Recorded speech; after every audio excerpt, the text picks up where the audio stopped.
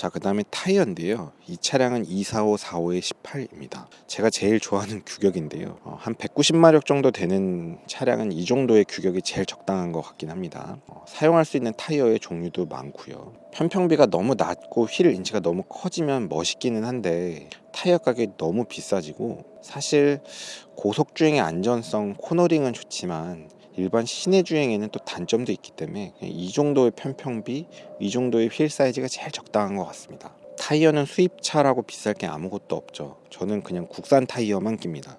수입 타이어 끼지 않아요. 그 세계적으로 자동차 만드는 회사가, 제대로 만드는 회사가 있는 나라가 의외로 몇 개 없거든요. 항상 드리는 얘기인데, 자동차를 잘 만드는 나라들이 타이어를 잘 만들어요. 저는 개인적으로 현대기아차에 대해서 막 아주 좋은 감정을 갖고 있는 사람은 아닌 것 같아요. 국내 브랜드에서 차를 산다면 현대기아차를 주로 사긴 하겠지만, 어쨌든 뭐라 그래도 한국이 자동차 잘 만드는 세계적인 나라 중에 하나잖아요. 뭐 독일, 미국, 일본, 한국 말고 나머지 나라들은 좀 다 잡다한 느낌이잖아요. 한국이 거의 메이저 대열에 속합니다. 자동차는 국뽕이 아니고. 결국 타이어도 한국 타이어들이 다 메이저에 속해요. 한국 타이어, 금호 타이어, 넥센 타이어. 한국 타이어든 금호 타이어든 넥센 타이어든 본인의 용도에 맞는 타이어를 사용하시면 됩니다. 많은 사람들이 잘못 생각하는 게 미쉐린이 좋아요, 한국 타이어가 좋아요, 뭐 요코하마가 좋아요, 금호가 좋아요. 잘못된 질문이에요. 좋은 타이어는 용도에 맞는 타이어가 좋은 타이어고, 용도에 맞지 않으면 좋지 않은 타이어예요. 아무리 좋은 회사 타이어라고 해도 회사가 중요한 건 아닙니다.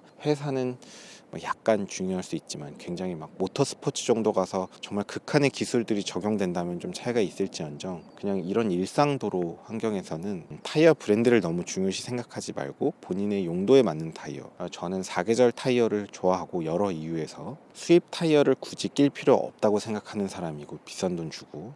뽀대라면 모르겠어요. 뽀대는 있죠. 피렐리, 미쉐린 이런 거. 결국 자동차 뽀대의 완성은 또 타이어이기 때문에, 저는 그래서 국내 브랜드 타이어를 좋아하고, 한국 타이어가 좀 브랜드 자체가 좀 브랜드가 괜찮습니다. 사계절 타이어 중에 가성비인 키너지 시리즈를 좋아하는 편입니다. 옛날에 V2 컨셉트라는 게 키너지 EX로 바뀌었고, 요즘에 키너지 ST. 저는 키너지 ST를 앞에다가 최근에 교환을 했고, 뒤쪽은 키너지 EX입니다. 그냥 가성비, 사계절, 브랜드, 팔방미인, 무난하다고 생각합니다.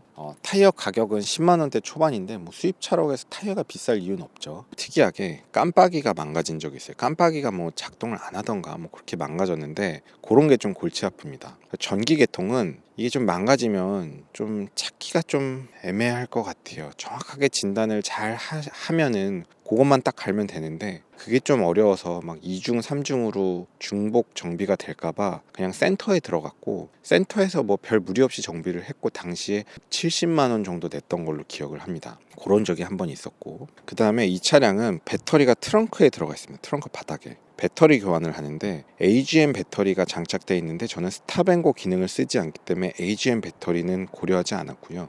요즘은 AGM 배터리가 좀 싸졌는데, 예전에 AGM 배터리가 꽤 비쌌어요. 그래서 뭐 한 20만원 넘고 이랬는데, 그냥 딘 타입 60044 로켓 뭐 이런 제품 쓰시면 한 10만원 초반입니다. 그래서 그 제품으로 예전에 이 차를 구입했을 때 한 18년도인가 19년도인가 그때쯤에 한번 교환한 적이 있고, 최근에 한 번 더 교환했습니다. 배터리는 원래 배터리 교환 주기로 하면 되고, 한 10만원 초반 정도 들었으면 국내 브랜드랑 별 차이 없죠.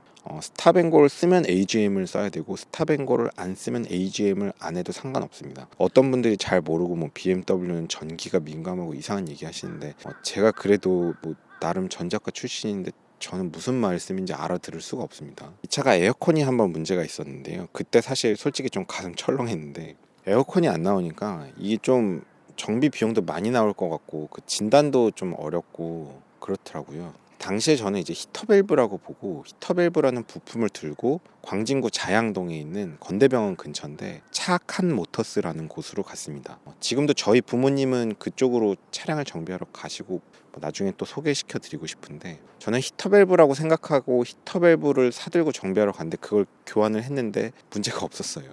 해결이 안 됐어요. 그래갖고 이제 그 사장님이 이거저거 막 고민하시더니 에어컨 가스를 한번 재주입해보고 그냥 그러고 일단 타다 보자라고 하셨어요. 가스가 새는 부위는 찾을 수가 없었고 다른 문제 가능성도 있을 수 있지만 너무 이제 진단이나 그 이후에 처치 비용들이 많이 드니까 일단은 그냥 가스만 주입하고 보자 해서 에어컨 가스를 주입했었는데 그게 한 2, 3년 전이거든요. 지금 에어컨이 완전히 그 얼어 죽을 정도로 에어컨 아주 잘 나옵니다. 지금까지 뭐 컴프레셔라든지 콘덴서 이런 것들이 망가지면 비용이 좀 나오는데 실제로 그런 문제는 아니었고 그냥 가스 주입만 하고 끝났습니다. 왜 그랬는지는 잘 모르겠고요. 그래서 여기서 깨알 같은 무료 PPL 광고 아니고 광진구 자양동에 있는 착한 모터스라고 서울 쪽에서 정비 업체 찾으시는 분들은 거기 가보시면 저도 뭐 그냥 제가 뭐 그 사장님을 다 아는 건 아니잖아요. 그러니까 뭐 제 이름 걸고 추천하고 이 정도는 아닌데 나쁘지 않습니다. 괜찮아요. 저희 부모님은 거길 다니세요. 이거 어쩌지 할 얘기가 많은데 시간이 오래 걸리네. 생각보다 빨리 하려고 그랬는데 이제 빨리 할게요 진짜. 자 이쪽 안에 보면 브레이크 디스크가 있는데 제가 디스크를 한 번 교환한 적이 있습니다. 짐머만이라는 애프터마켓 제품으로 했고 당시에 브레이크가 약간 우글우글했어요. 브레이크 페달을 밟으면 두두두두두두두두 약간 ABS 작동하는 그런 느낌이 들었는데 변형이 일어났기 때문에 그렇기 때문에 패드가 닿딱 말았딱 하면서 생긴 거였고 연마를 해도 되는데 애프터마켓 제품이 또 그렇게 비싸지가 않아요 생각보다. 그래서 그냥 교환을 했습니다 당시에.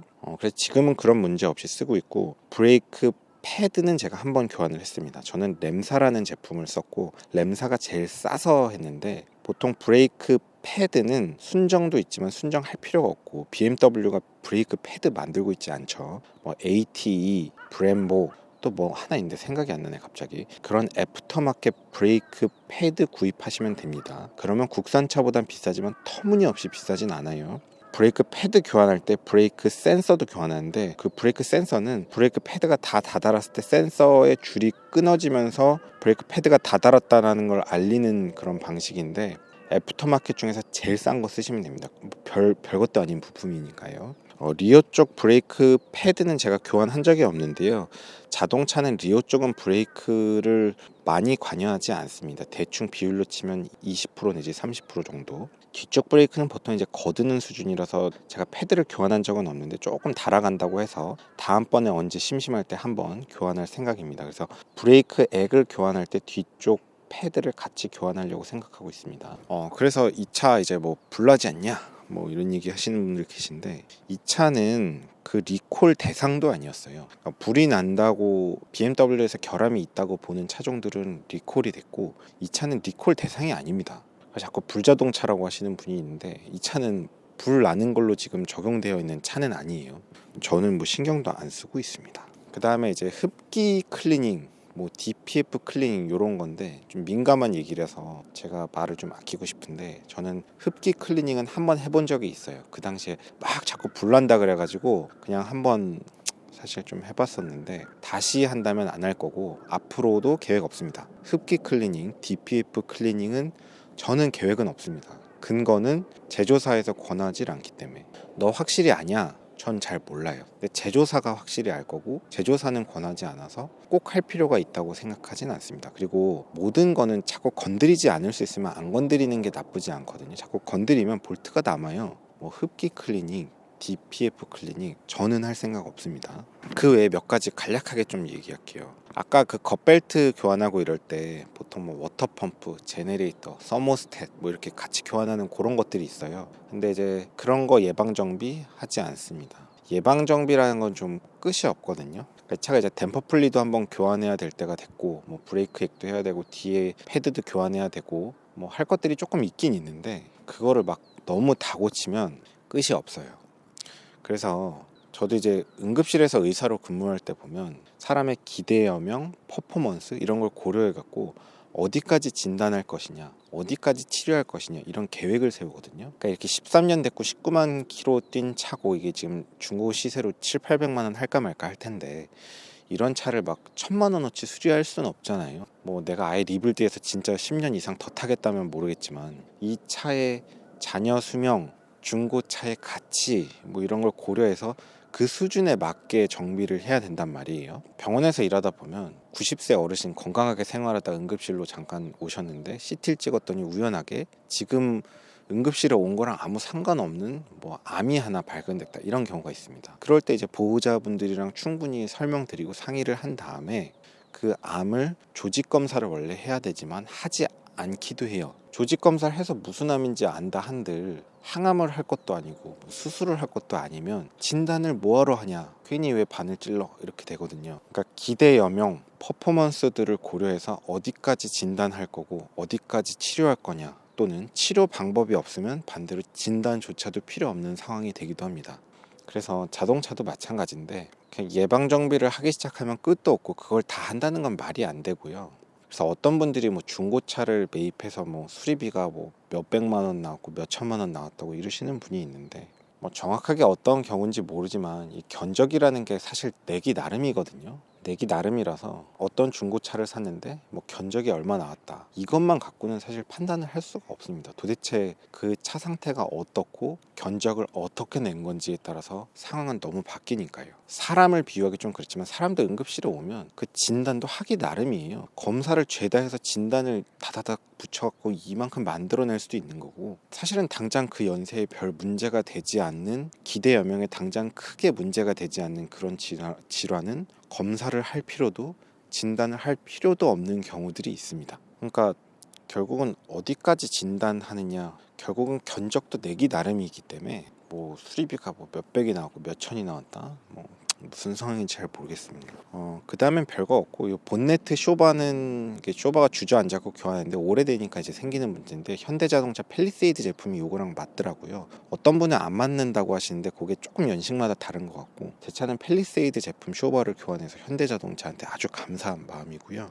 뒤쪽 트렁크도 이렇게 확 세게 열리는 그런 게 있는데 대부분 비슷한 증상들이 있습니다. 그거는 뭐 네이버 쇼핑 같은 데서 한 3, 4만 원짜리 뭐 스프링 같은 제품을 구입해서 교환을 직접 다이를 했고, 뭐 그런 거 한 거 있고, 운전석이랑 조수석 손잡이 부분이 좀 플라스틱이 약간 녹아내리는 게 있는데 운전석 쪽은 교환을 했고 플라스틱 쪽은 심하지 않아서 그냥 보고 있습니다. 뭐 그것도 얘기 긴데 그것 좀 나중에 하고요. 그 다음에 이제 마지막 거의 다 거의 다 됐다.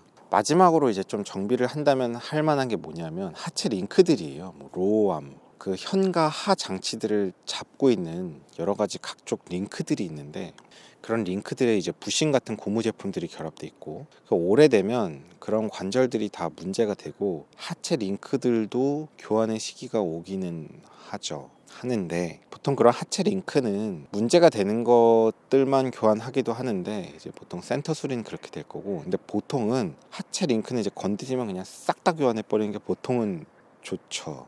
정비소에서 아마 그렇게 권할 거고, 그렇게 권하는 게 틀리다고 생각하진 않습니다. 저는 괜히 애매하게 몇 개만 교환하면 결국 나머지도 문제가 되기 때문에 한 번 할 때 싹 해야 되는데, 그 현과 하에 있는 그 링크들을 다 교환하면 비용이 꽤 들겠죠. 그게 뭐 이거 한 200 넘을 수도 있습니다. 그래서 그 현과 하의 링크들을 교환하는 거를 언젠간 해야 될 수 있다고도 생각은 하는데 현재는 별 문제가 없고, 문제를 일으키지 않을 때까지는 그냥 일단 탈 생각입니다.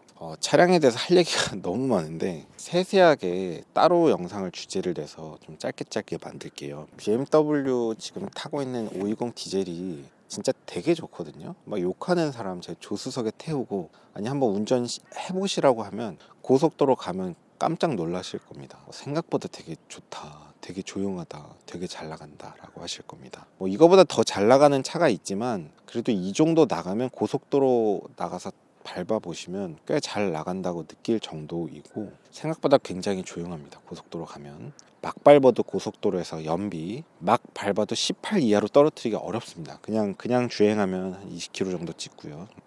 그래서 뭐 이 수리비 폭탄이다 어쨌다 뭐 하시는 분이 계신데, 사실 저는 이 차가 고장 나도 나쁘지 않아요. 그동안 유류비나 이런 걸로 너무 많이 아꼈고, 세금은 1년에 24만 원인가 밖에 안 내요. 되게 적게 내는 편이고, 보험료는 한 80만 원 정도 나오나 그러는데, 그동안 이 차로 많이 아낀 비용이 있기 때문에 뭐 정비비가 뭐 하나 할 게 생기면 너무 신나서 야 오래간만에 드디어 정비할 거 생겼다 이러고선 정비하러 갈 것 같습니다. 그만큼 돈이 아깝지 않게 만족감을 줬고, 이 차가 저한테 주는 만족감이라는 거는 단지 기름값에 의한 연비가 좋아서 얻는 이득뿐만이 아니고 주행이 만족스러워서 생기는 그런 만족감, 안정적인 조용한 승차감에서 오는 만족감, 그냥 이 차가 마음에 들어서 오는 만족감, 이런 돈으로 환산할 수 없는 것들도 포함입니다. 그래서 종합적으로 저는 이 차가 저한테 이득이 있다고 생각해서 운행을 하고 있고, 사실 걱정입니다. 이 차에 너무 빠져들어서 만약에 이 차가 이제 운행을 할 수 없을 정도로 좀 크게 수리비가 나오면 이 차를 그냥 폐차시켜 버릴 수도 있는데, 파키스탄 같은 데 가면 이 차 완전 그냥 비닐도 안 뜯은 신차급이긴 하겠지만, 국내에서는 인건비도 비싸고 이러니까 이 정도 차량은 이제 잔여 수명을 길게 보진 않잖아요. 근데 이제 큰 문제가 생겨서 차를 바꾸게 된다면 사실 그 또한 기쁨이고요. 차 쓸 만큼 다 썼잖아요. 이 잔여 수명이, 이 잔가가 지금 1,000만 원이 안 되는 차니까 다음에 다시 차를 산다면 BMW 그래도 2.0 디젤을 사지 않을까? 저는 좀 그런 생각이 드네요. 그러니까 2.0 가솔린도 3.0은 당연히 좋은데 이제 2.0들이 만족도가 생각보다 되게 좋고 경제적이어서 그런데요. 2.0 가솔린도 엄청 좋긴 한데 이 연비에서 오는 만족감이 생각보다 되게 그 기쁨이거든요. 그래서 BMW 2.0 디젤이 저는 너무 좋고, 이 5 시리즈 정도 되는 차대가 가장 적합한 느낌입니다. 적당한 고속주행 안전성, 적당한 승차감, 적당한 기동성 등등. 얘기가 긴데 오늘은 여기까지 하겠습니다. 긴 영상 봐주셔서 감사합니다. 수고하셨습니다. 제 채널이 좀 편집미가 없죠. 자막도 다 달기가 어렵고 막 이렇게 영상미도 좀 떨어지고 그런데 1인 채널이라서. 고속도로 1차로는 앞지르기 차로입니다. 계속 주행을 하시려거든 주행차로로 내려오십시오. 앞지르기 차로 계속 주행은 단속 대상입니다.